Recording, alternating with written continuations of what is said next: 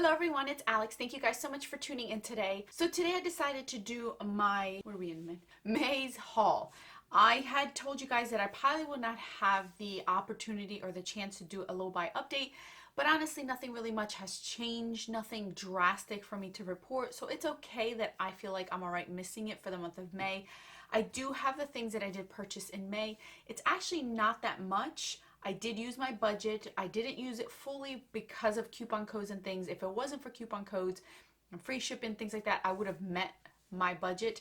But I want to share with you guys what I did get because that's the whole point of me and this low buy. You guys can guess it, what I got, because that's all I basically get, and everything else I just try to use up basically. So anyway, let's get right into it. So I'm going to start off with my one and only impulse buy or purchase that I did do in May.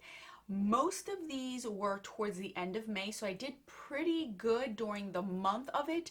It was just around Memorial Day weekend, a week before and week after that kind of attracted me to certain sales and bundles and things. Sephora was doing some major Memorial Day weekend sales, and you guys know I already used my Pat McGrath on camera, and I love the formula so much that they actually had their 6-pan eyeshadow palettes half off. I could not believe it because the first two that I did get, I used my $100 reward, so I didn't pay anything for them really.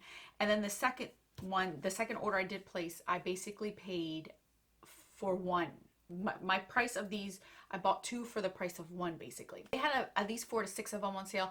I was really good, you guys, because I didn't get all of them. I only got two that interested me, two that were a little bit different from what I originally had, so I could justify it. And I'm kind of glad I did because they sold out within like a half hour after I had placed my order, and I did get them.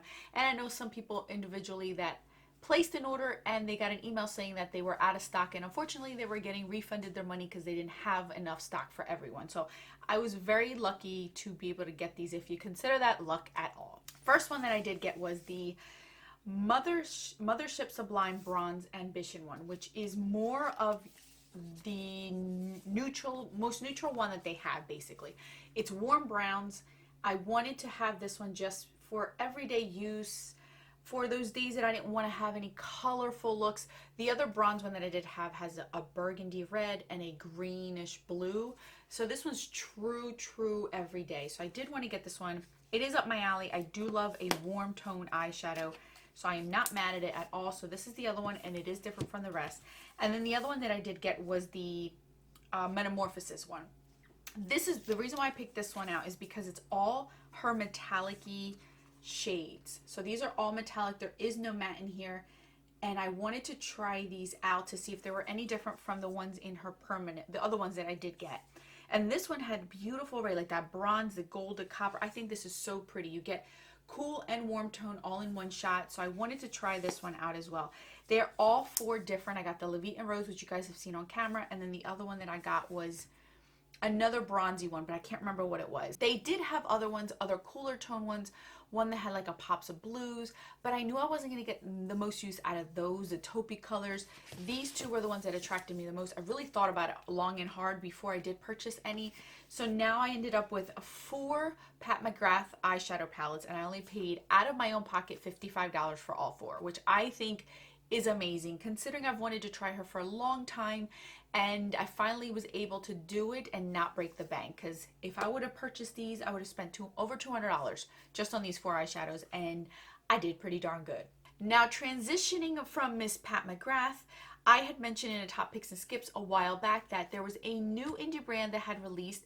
The owner of this indie brand was a creative director or somebody who worked hand on hand with Pat McGrath on her line, on her things, was part of the brand, and decided to branch out on her own and make her own brand. And I told you guys that once I was able to try Pat McGrath's eyeshadow palette formula, I wanted to try the indie brand one. So I went ahead and took the plunge, and because I really like the Pat McGrath eyeshadow formula so much, I kind of went a little overboard, But I have a feeling, I always have this gut feeling with certain brands that I should really go above and beyond because I know I'm going to love them. And I've only done that with a few indie brands.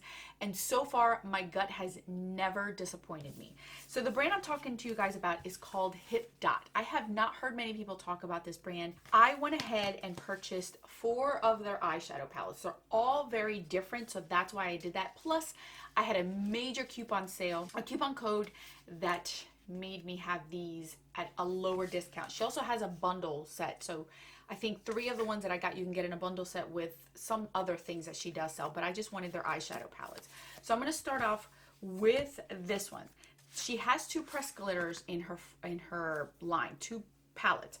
One is for Pride Month, and then this is her permanent one. I only got the one because I only wanted the one. I don't know how quickly they're going to dry out, so I don't want to go overboard not knowing. And this one's called Crystals. These all come with a sleeve, and they all come with the matching thing. And let me tell you, this packaging feels high-end. It actually feels as heavy as the Pat McGrath one. So far the packaging is almost identical. Even the feel of the cardboard that are being used from both, it's very, very similar, you guys. I'm not even kidding you. I will not exaggerate. Look at this mirror, you guys. I know I'm not supposed to be comparing. I'm going to do a separate video of them, but even the mirror looks very similar. Like, look at this. The mirrors are actually pretty darn similar as far as their clarity goes. So, and you know how some mirrors don't look as good as other ones. So I just want to let you know. So this is what the pressed glitter ones is. This is called Crystals, and this is from their permanent line. The Pride one is all basically rainbow eyeshadows. It is different from this, but I just wanted the one. The only thing is, just like Pat McGrath, in this specific palette, you do get the names on the actual sheet and not imprinted on the palette itself. And that only goes for the pressed pigment one. The other ones do. So this is the first one that I did get. The next one I got was called the Zion one, which is this one right here. This is supposed to, her designs are, especially this one right here, it was supposed to show caves and caverns. So that's why this one looks like this. And here is Zion. I don't want to blind you guys. It's your purples, warmer tones with a big, it kind of looks like the eyeshadows I'm wearing today, but I'm not wearing this one. None of these I've touched. I'm waiting for doing first impressions on these. So this is Zion, and you could see that the names are imprinted on the palette itself. So this is like your typical everyday with pops of colors in them if you want to go more purple, or if you want to go neutral orangey. So this is the most neutral one that she does carry in her line. The next one that I have is C-Note. C-Note is the one that actually caught my attention to the brand to begin with. This is your typical greenish blue type of palette with a little bit more variation. So this is what this one looks like here. You see it's mainly a blue eyeshadow palette with a bit of different shades in here. So I wanted to play around with this one. This is the one that caught my attention first, and then I went ahead and explored the brand after I brought it up to you guys in a top picks and skips. And then this is her most recent one. She did release this at the end of May, so that's what made me do the plunge. I just love this one. This one's called Rio. So obviously you can see it looks like the rainforest leaves on here, and this one brings 3 pressed glitters as well as neon eyeshadows in it. So I am dying to play with this one, you guys. I cannot wait. I actually want you guys to let me know which one of these 4 do you guys want me to use in a first impressions. After next week, which is drugstore week, I want to do one of these. I want to pick one of these and do a first impressions. You guys report it back to me, and the 2 main tutorial videos you guys love to see is palette bingos and first impressions. And you guys know that I am very, very keen on bringing the first impressions follow-up up. I always, 99.9% of the time, will always follow up with any of my first impressions. I have not done my final thoughts on the Pat McGrath because I was waiting to do this one. That's the only first impression video that I have not done a follow-up with. But every other one, you guys know that I am very particular with that because I hate it when somebody does a first impression and you never hear about the actual product again, whether they really did like it or didn't like it. I will promise, that's one of my promises, I will always follow up on my first impressions. One way or another I will, but you guys let me know which one of these 4 do you want me to use on a first impressions. I'm kind of wanting to do the Rio one or the C-Note, but I'm leaving it up to you guys. You guys let me know in the comment section. If I don't get many people commenting which one, I'll do a poll on my community tab, and that way I can decide from there which one to use. So these 2 are the ones that I did get. And then and I wanted to mention this to you guys about Hip Dot. Hip Dot, when you place an order, they give you these cute little stickers here. So you're getting all different types of stickers, either with their name on them or some sort of like emblem. This is for the Crystal Zion one, the ones that go with the actual palette itself that they have. So you see here that they give you little stickers with whatever, I think it's like 3 to 4 stickers per palette. So that's how I accumulated those. And I'm trying to hide them from my kids because I know my oldest loves stickers and she'll put them everywhere. Now, last but not least, this is the last palette I have on hand before I mention the last one that I actually did get. I took the plunge and got a palette from Miras Cosmetics. Now, you guys know I've mentioned them quite a few times on my top picks and skips. I will mention them again tomorrow in another top picks and skips. But this is the only palette that I purchased from them so far. I only wanted to get one to try out the formula, to try out the brand. This is their Flower Bomb palette. And it comes with a sleeve. And the sleeve is just like the actual packaging, because I know some are very stickler on the fact that this is prettier than this. So I wanted to mention it to you guys. And this is what this palette, this is the only palette I purchased, the only one so far I'm interested in. And I love the color story of this one. It's just so pretty because you get a lot of variety.